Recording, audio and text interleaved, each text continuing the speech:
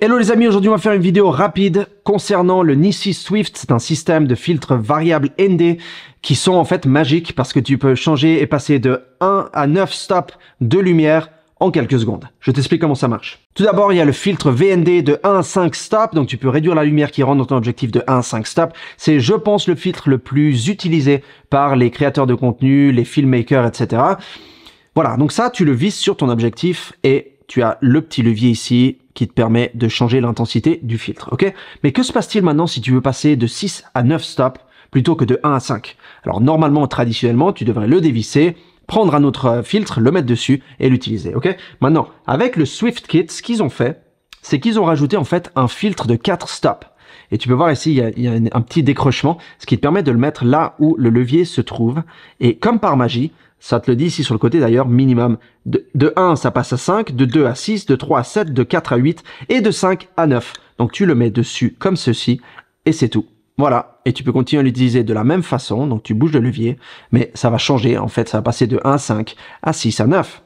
Et une fois que tu as fini, bah, tout ce que tu as à faire, c'est que tu l'enlèves, voilà. Donc s'il y a un nuage qui passe, tu l'enlèves et ensuite tu le remets. Donc ça facilite les choses énormément, je trouve. Pour te montrer un exemple de ce que ça veut dire l'utilisation des filtres de 1 à 9 stops, je suis à l'extérieur, il fait beau, on est en plein milieu d'un champ. Et les réglages que j'ai actuellement, c'est 640 ISO sur mon Sony A7S III, qui est l'ISO natif de base. J'ai 2.8 pour l'ouverture de mon diaphragme. Je shoote à 25 images par seconde et donc 1/50e de seconde de vitesse d'obturation. Si je devais shooter ça normalement, je serais complètement blanc. Donc actuellement, j'ai 6 stops de filtre ND sur l'objectif. Regarde ce qui se passe si je vais à 5. C'est plus lumineux. Je ne suis pas correctement exposé. Et regarde ce qui se passe quand je descends à 9. C'est pratiquement sombre, tu ne me vois presque plus. Voilà. Donc ça peut être utile dans certains scénarios. Par exemple, si tu veux ouvrir ton objectif un peu plus, attends, je te remets un petit peu de lumière, question que tu me vois. Voilà.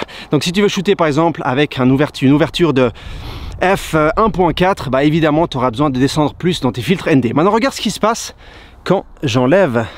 Donc je vais descendre. Voilà, ça c'est 9 stops. Maintenant, je vais enlever le filtre qu'on met par-dessus. Et voici ce qui se passe. Voilà. Maintenant, je suis à 5 de nouveau. Si je descends à 1, bah tu ne me vois plus. Donc imagine si j'avais pas le filtre ND sur mon objectif, tu ne me verrais pas du tout. Donc on va retourner à 5 et par-dessus je vais rajouter celui-ci et tu vas voir ce qui se passe. Et là ça devient 9. Voilà, donc on va retourner à une exposition correcte qui est de à peu près 6 stops. Voilà.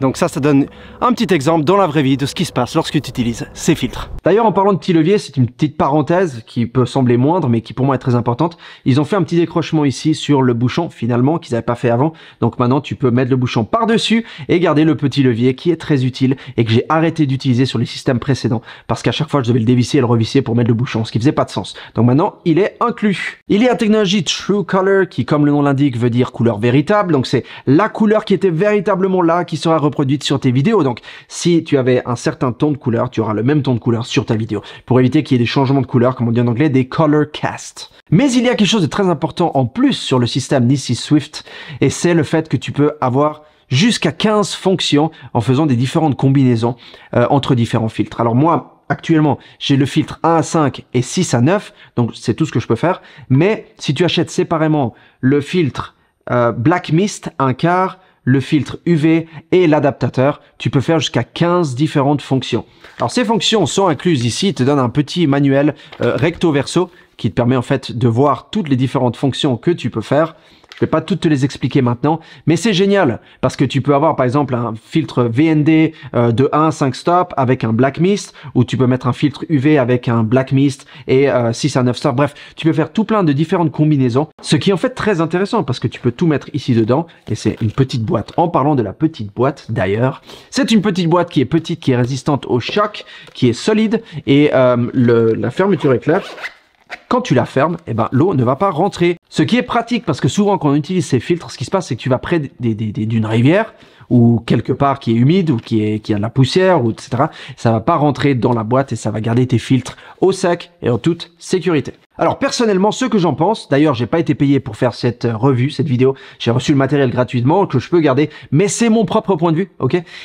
J'adore les filtres Nissi, j'adore la qualité qu'ils te donnent pour le prix. Je pense qu'ils sont très résistants. C'est les filtres que j'ai utilisé le plus depuis que je fais de la vidéo et de la photo, parce que j'ai jamais eu de soucis avec, en fait, tout simplement. Voilà. Et ce kit Swift, comme le nom l'indique, en anglais ça veut dire rapide, donc tu peux rapidement interchanger les différentes combinaisons, les différents setups. Si tu as des questions ou que j'ai pas répondu à certaines questions, écris-le dans la section des commentaires ci-dessous, j'y répondrai dès que possible comme d'habitude.